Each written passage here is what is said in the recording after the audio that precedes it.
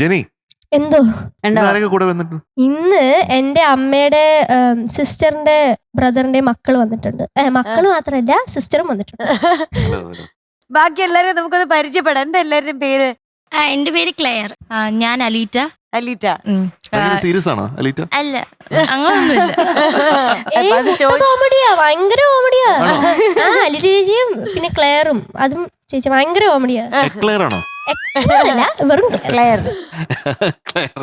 പേര് Jacob ഫെയിൻ. Okay. Jacob comedy ഉണ്ടോ?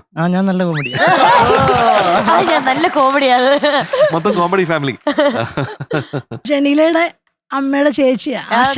ആശ. അപ്പൊ നമുക്ക് തുടങ്ങല്ലേ? പിന്നെ ഏത് പട്ടം? മായം ചൊല്ലും മൈനെ.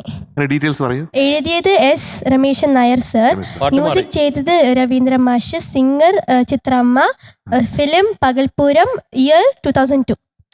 എല്ലാം പഠിച്ച സെറ്റായിട്ട് വന്നിരിക്കുക. അപ്പൊ സെറ്റ് ആക്കിക്കോ. All the best. Thank you. ആ ഹെയർ ഒന്ന് കയറി പെട്ടെന്ന്.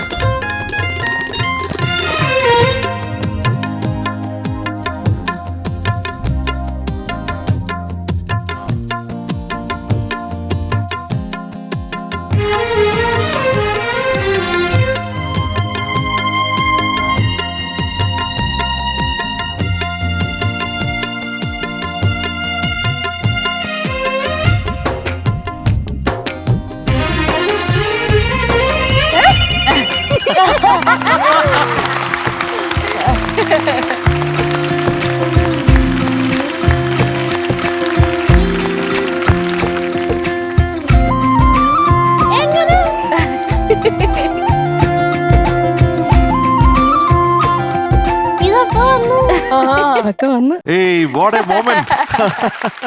അമ്മ വന്നു ഫൈനലി സ്റ്റേജില്. എനിക്ക് തോന്നി. അതെങ്ങനെ തോന്നി? അത് അപ്പയും അമ്മയും കൂടെ എന്തെങ്കിലും മെസ്സേജ് അയക്കുമ്പോ പെട്ടെന്ന് ഒരു മിനിറ്റ് ഉടനെ ചെവി വെക്കും. അപ്പൊ എന്തോ സസ്പീഷ്യസ് തോന്നി. ഇന്നലെ രാവിലെ എത്തി. അബുദാബിന്ന് വന്നിരിക്കുകയാണ്. അതെ അതെ അതെ.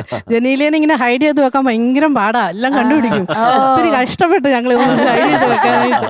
Welcome welcome welcome to top singer season 6. മോളുടെ പാട്ടുകളൊക്കെ കേട്ടില്ലേ? ഓ കേട്ട് കേട്ട് കേട്ട്. ഗംഭീരല്ലേ?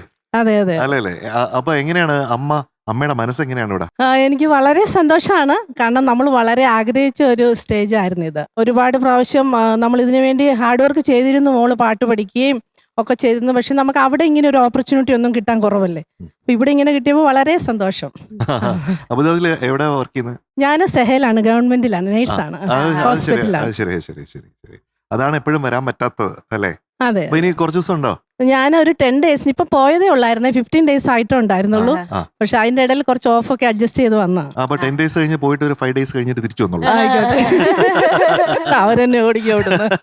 ചേച്ചി വരുമ്പോ എനിക്കൊരു കാര്യം ചോദിക്കാണ്ടായിരുന്നു. അബുദാബിയിലെ ഏറ്റവും വലിയ കുറുമ്പി അവളല്ലേ? അതെ അതെ അതെ. അബുദാബിയിലെ അല്ല, എല്ലായിടത്തും സ്കൂളിലെയും വീട്ടിലെയും എല്ലാം കുറുമ്പിയാണ്. ഏറ്റവും വികൃതി കണ്ടറിയാം. ഞാന് ചേച്ചി വരാൻ വേണ്ടി വെയിറ്റ് ചെയ്യായിരുന്നു ചോദിക്കാൻ. ഭയങ്കര കുറുമ്പിയാ. അതുകൊണ്ട് ഞാൻ വീഡിയോ കോൾ ചെയ്തപ്പോ അമ്മ പറഞ്ഞു ഒരു ദിവസം ഞാൻ വരുമ്പോ എല്ലാ കുറുമ്പും പറഞ്ഞു കൊടുക്കുന്നു. അതുകൊണ്ടാണ്. ചോദിക്കട്ടെ, 1-2 കുറുമ്പ് ഏതൊക്കെയാ പറയുന്നത്? എല്ലാം കുറുമ്പ് തന്നെയാണ്. ഡ്യൂട്ടി കഴിഞ്ഞ് വന്നാലും എന്നെ അവിടെ ഇരുത്തത്തില്ല. ഞാൻ എങ്ങനെ പൊസിഷൻ ഇരുന്നാലും പല പല വീഡിയോസ് എടുക്കുക, കട്ടിലേക്കൂടെ ഉരുട്ടിയിട്ട് മറിക്കുക, ഇത് തന്നെയാണ് പരിപാടി. തന്നെ ഞാൻ ചേച്ചി ഹായ് മോളെ, വെൽക്കം കേട്ടോ ഞങ്ങളുടെ ടോപ്പ് സിംഗറിലേക്ക്. ഞങ്ങൾ ഒത്തിരി വെയിറ്റ് ചെയ്തിരുന്നതാണ് അല്ലേ. നമ്മൾ എപ്പോഴും അന്വേഷിക്കായിരുന്നു അച്ഛന്റെ അടുത്ത് എപ്പോഴാണ് ചേച്ചീനെ കൊണ്ടുവരുന്നത്. അപ്പൊ ഇങ്ങനെ ഒരു സർപ്രൈസ് ഞങ്ങൾ തന്നെ നെഞ്ഞെട്ടി പോയി. ചേച്ചി വന്നപ്പോ അതിന്റെ കൂടെ ഒരു സ്വീറ്റ് ഒരു മൊമെന്റും കൂടെ. അതെ അതെ. എനിക്കും വളരെ സന്തോഷമാണ് നിങ്ങളെല്ലാവരും ഒന്ന് കാണാൻ പറ്റുമല്ലോ. നമ്മുടെ എത്രയോ വർഷങ്ങളായിട്ടുള്ള വലിയ ലെജൻസ് ആണ് ഇവിടെ ഇരിക്കുന്നത്. ഇവരെയൊക്കെ ഒന്ന് കാണാൻ പറ്റിയത് തന്നെ വലിയ സന്തോഷം. അച്ഛൻ സീരിയസ് ആണോ കുറുമ്പാണോ? അവിടെ അല്ല ചോദിച്ചാ, അമ്മയുടെ ചോദിച്ചു. അച്ഛൻ പാവം ആക്ച്വലി. പിന്നെ ഇദ്ദേഹത്തിന്റെ അടുത്തൊരു ശകലമൊക്കെ സ്ട്രിക്റ്റ് ആയിട്ട് നിൽക്കണം. എന്റെ അടുത്തൊന്നും എന്നെ ഒന്നും പേടിയൊന്നും ഇല്ല. എന്റെ അടുത്ത് പാവം. പിന്നെ അച്ഛനൊരു ഇച്ചിരി സ്ട്രിക്റ്റ് ആയിട്ട് നിൽക്കുന്നുള്ളൂ, പാവമാണ്. അപ്പൊ അമ്മ വന്നതിന് ഞങ്ങൾക്ക് ഒരുപാട് സന്തോഷം ചേച്ചി. ഇനി അവിടെ ഇരുന്ന് ഇത്രയും നാള് നമ്മൾ ടിവിയിലാണ് കണ്ടത്. ഇനി അവിടെ ഇരുന്ന് ഡയറക്റ്റ് നേരിട്ട് നമുക്ക് പാട്ട് കേൾക്കാം. മോൾക്ക് പാട്ടിൽ ഇത്രയും ഇൻട്രസ്റ്റ് ഉണ്ടായി കൊടുത്ത ആരാണ്? അമ്മയാണോ അച്ഛനാണോ? ആക്ച്വലി ഇത് വളരെ ചെറുപ്പത്തിൽ തന്നെ ഒരു നാക്കിങ്ങനെ തിരിയാൻ തുടങ്ങുന്ന സമയത്ത് തന്നെ വണ്ടിയിൽ പാട്ടിടുമ്പോൾ അത് തന്നെ വാക്കുകളൊന്നും അറിയത്തില്ലെങ്കിലും അത് തന്നെ പാടാൻ ശ്രമിക്കാറുണ്ടായിരുന്നു. അപ്പൊ അന്ന് തൊട്ട് പിന്നെ അവളുടെ പപ്പ ഇങ്ങനെ ശ്രദ്ധിക്കുമായിരുന്നു, പാട്ടുകൾ കുറേ കേൾപ്പിക്കുമായിരുന്നു. പിന്നെ വളരെ ചെറുപ്പത്തിൽ തന്നെ പാട്ട് പഠിക്കാനായിട്ട് ജോയിൻ ചെയ്യിപ്പിച്ചു. അപ്പം വാക്കുകളൊന്നും തിരിയത്തില്ല, നാക്കൊന്നും തിരിയുന്നതിന് മുമ്പേ പാട്ട് പഠിപ്പിക്കാനായിട്ട് ജോയിൻ ചെയ്യിച്ചു. പക്ഷെ അമ്മയും അച്ഛനൊക്കെ പാടിക്കൊടുക്കുമായിരുന്നോ?